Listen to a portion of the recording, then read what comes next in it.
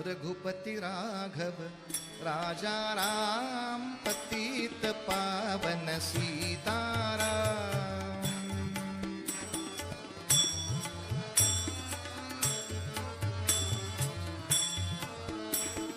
रघुपति राघव राजा राम पतित पावन सीताराम।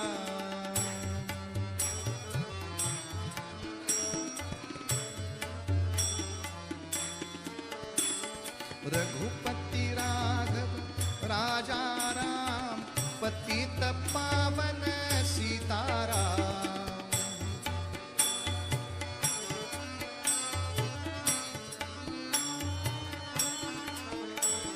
रघुपति राघव राजा राम पतित पावन सीताराम।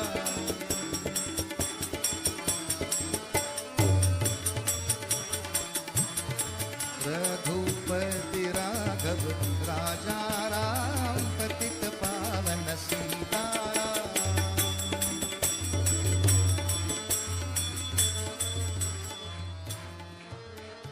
राजाधिराज रामचंद्र महाराज की जय। माझ्यानंतर सर्वांनी म्हणा, हरे राम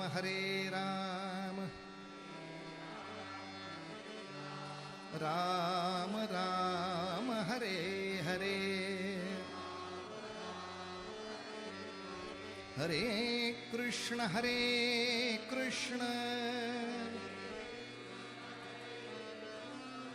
कृष्ण कृष्ण हरे हरे। गोपाल कृष्ण भगवान की जय। बाळाजी विश्वनाथांची संपूर्ण पराक्रमाची कहाणी काल मी आपल्याला सांगितली। काही जणांचा थोडासा गैरसमज असा झाला, शिवाजी राजांच्या अष्टप्रधान मंडळात बाळाजी आवजी चिटणीस नावाचे एक मंत्री होते। यांचंही नाव बाळाजी असल्यामुळे इतिहासात त्यांची कथा अशी आहे की त्यांना त्यांच्या मातेसह गुलाम म्हणून बाजारात विकलं गेलं होतं। राजांच्या कालखंडामध्ये त्या कुटुंबाला सन्मान प्राप्त झाला।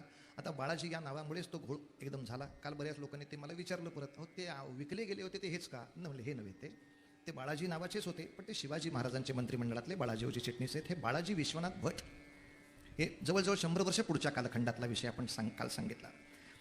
आणि वयाच्या 21व्या वर्षी अवघ्या एवढ्या मोठ्या पेशवाई पदाची अतिशय जबाबदारीची धुरा खांद्यावर आली। मात्र शाहूराजाने दरबारामध्ये बाजीरावाचा सत्कार केला, अत्यंत सन्मानाने त्याला पगडी प्रदान केली, पेशवाईची वस्त्र प्रदान केली आणि पहिलीच चुणूक पाहिली। आपल्याला साताऱ्यापासून उत्तरेच्या हिंदुस्थानाच्या द्वारापर्यंतचा राज्यकारभार निर्धोक करायचा आहे। या दृष्टीनं सैन्यामध्ये आपण काय बदल अपेक्षित कराल? म्हणजे आधी अभ्यास आहे का नाही बघूया, नाही तर काय करायचंय, काय करायचंय का नाही? फुटबॉलची मॅच आहे, बघायची आहे, हो का? बघूया। बघितली मॅच? कसं वाटलं? वाईट वाटलं? वाईट का वाटलं? चांगली झाली की मॅच? काय आपल्या देशाची आर्थिक परिस्थिती आहे, हॉपलेस। इकडचे 13 तिकडचे 13, 26 खेळाडू रक्त ओकून खेळतात। एवढा खेळाडूमध्ये फक्त एक फुटबॉल, त्याला तो गेमच माहीत नाहीये। याला बोलवून आपल्या आयुष्याचा गेम होऊन गेला। मग काय तुम्हाला अपेक्षित काय? माझ्याकडे तुम्ही फक्त क्रीडा खातं द्या, हो, प्रत्येकाला 6-6 फुटबॉल देईल। आपण मॅच कशी खेळणार मला एकदा सांगा ना? त्या मॅचला काही नियम असतात, म्हणून बहुतेक असे जे कोणी सापडतात मध्येच त्यांना मॅचच्या उलट म्हणायची पद्धत आहे, चम्या। याची डोक्यातली मॅचच उलटी आहे, चम्या, अशी नाही चालत। आधी तुझा या विषयाचा अभ्यास किती आहे? उत्तरेपर्यंत मला जर हिंदवी स्वराज्याची कक्षा वाढवायची असेल तर काय करायला हवं? बाजीरावाने 3 त्याच्यामध्ये सुधारणा अशा इच्छित केल्या। 1, आपल्या सैन्यामध्ये पायदळ असू नये। घोडदळ जरी असले तरी दुर्दैवाने मग पायदळाच्याच गतीने वाटचाल करावी लागते। घ्यायचं घोडं पण चालायचं माणसाच्याच गतीनं। यापेक्षा संपूर्ण घोडदळ जर झाले तर गती प्रचंड वाढवता येईल। 1, दुसरे, आमच्याबरोबर हत्ती अथवा तोफखाना नको। ज्या ज्या क्षेत्रामध्ये आपण विजय मिळवत जाऊ त्या त्या क्षेत्रामधल्या एखाद्या किल्ल्यामध्ये आपल्या तोफखान्याचा एक विभाग ठेवलेला असावा, जो त्याच्या आसपासच्या कुठल्याही प्रांताच्या युद्धामध्ये त्या किल्ल्यावरून युद्धभूमीवरती यावा। प्रत्येक वेळेला तोफखाना सातारापासून पानिपतापर्यंत न्यायचा, हे त्रासदायक गणित आहे। पुन्हा एकदा आता माणसांच्या गतीपेक्षा तोफा ओढल्या जातील त्या गतीनं सैन्य चालेल, तेव्हा त्याच्यामध्ये एक बदल व्हावा. आणि तिसरं, तंबू, राहुट्या, डेरे, दांडे, स्वयंपाकी, नोकर, पाणखे सगळे कट. सैन्य जेव्हा जाईल तेव्हा एखाद्या शेताच्या ठिकाणी मुक्काम करेल. शेताच्या शेतमालकाला योग्य तो पैसा दिला जाईल. त्यातल्या शेतातली कणसं घेतली जातील. बरोबर आणलेलं पीठ असेल तिथल्याच 3 दगडाच्या चुली केल्या जातील. आपल्या खोगिरात असलेला तवा टाकायचा, भाकऱ्या करायच्या, नाही जमलं तर हुरडा करायचा, तिखट मीठ लावून फक्की टाकायची, खाऊन घ्यायचं, पाणी प्यायचं, उड्याचं पाणी प्यायचं. आपल्या घोड्यावरच खोगीर काढायचं, तिथे एक डुलकी काढायची, पुरे चला. तेच खोगीर घोड्यावर टाकलं, टांग मारली, काढ काढ काढ सेना. तंबूचे दोरे, कापडं गुंडाळून होऊ द्या. जेवणाची ताटं उचलून ताटं नको. जेवढा सैन्याचा व्याप कमीत कमी करता येईल. पण इतक्या विक्रमी गोष्टी बाजीरावांनी सुचवल्या म्हणून त्यांचं कौतुक, त्या शाहूराजांनी मान्य केल्या म्हणून त्यांचं कौतुक, आणि ह्या सगळ्या सैनिकांनी मान्य केल्या हे त्याच्या पुढचं कौतुक.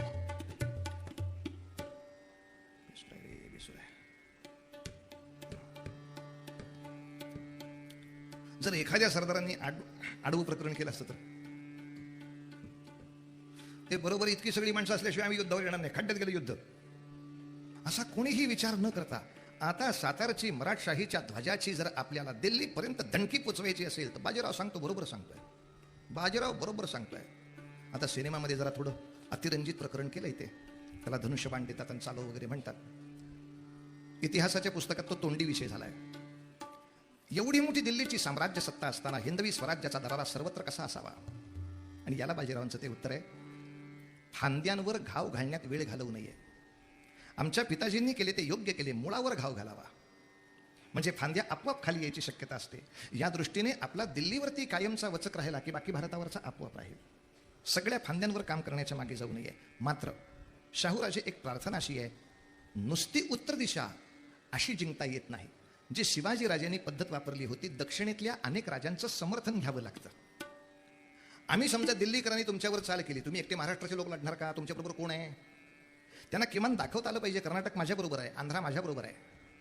आणि यासाठी आमची इच्छा अशी आहे की खाली श्रीरंगपट्टणम पर्यंत जिथपर्यंत महाराजांनी पहिल्यांदा आपली झेप घेतली होती, किमान तिथपर्यंत तरी पुन्हा एकदा मराठी सेना जावी, तिथल्या आता असलेल्या विद्यमान राजांच्या भेटीगाठी व्हाव्यात.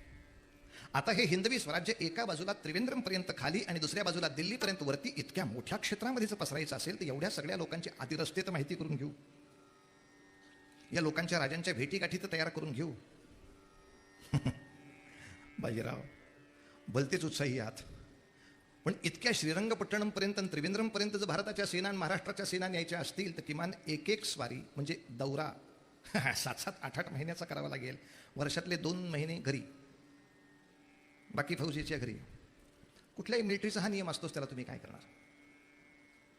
आणि या दृष्टीनं बाजीरावांनी पहिली 5 ते 6 वर्ष म्हणजे 1721, 1722, 1723, 1724, 1725, 1726 ही 6 वर्ष अक्षरशः दक्षिण भागामध्ये, म्हणजे एका बाजूला कर्नाटकाकडे, दुसऱ्या बाजूला आंध्राकडे, तिसऱ्या बाजूला तमिळनाडपर्यंत सुद्धा जाऊ, जेवढ्या जेवढ्या ठिकाणचं समर्थन मिळवणं शक्य आहे तेवढं सगळं घेतलं. आता कोल्हापूरकरांचं डोकं फिरलं, तिकडं आम्ही जायचं होतं ना. बाजीरावांनी खूप नम्रतेनं सांगितलं, आपल्याला कोणीच बंधन करू शकत नाही. मग ज्या क्षणी दक्षिणेकडे निजाम हा प्रचंड वैरी आपला मूळ धरतोय हे म्हटल्यानंतर आंध्रावरती पहिल्यांदा कोल्हापूरकरांची फौज जायला पाहिजे होती. असं न होता, थोडं वाईट शब्दात बोलायचं असेल तर निजामाचे आणि कोल्हापूरकर महाराजांचे सलोख्याचे पत्रव्यवहार चालू आहेत. आंध्रामधली सत्ता भारत गिळायचे प्रयत्न करत असताना तुम्ही जर त्यांच्याबरोबर सलोख्याचे संबंध ठेवणार असाल तर सातारा थांबेल कसा? इतिहासाची पुनरावृत्तीच आहे. पुन्हा एकदा हैदराबाद खतखत आहे, ओएससी तिथं बसून ओरडतोय, MIMचा प्रचंड धोका भारताला गिळायला बसलाय. थोडे 1-2 प्रश्नाचं जरा उत्तर सापडत नाही, असावं काहीतरी त्याला उत्तर, असा धरून चालतो मनात. ते उत्तर असं की शिवाजी महाराज जेव्हा आग्र्याला गेले होते, औरंगजेबाच्या दरबारात गेले होते, तेव्हा एकूण औरंगजेबाच्या दरबारामध्ये किंवा तिथल्या संपूर्ण प्रदेशावरती 90% त्यांचं राज्य होतं, 10% आपली माणसं होती. पण असं असताना सुद्धा शिवाजी राजांचा अवमान होतोय, त्यांचं दुर्लक्ष होतं हे लक्षात आल्यावर ते कडाडकंजे कडाडले आणि त्यांनी दाखवून दिलं आम्हाला अपमान सहन करता येणार नाही. आता 90% बहुमत विरोधात असताना, आपल्या हातात 10% असताना सुद्धा शिवाजी राजांनी दिल्लीमध्ये, आग्र्यामध्ये आपला अपमान काही सहन केला नाही. आज 90%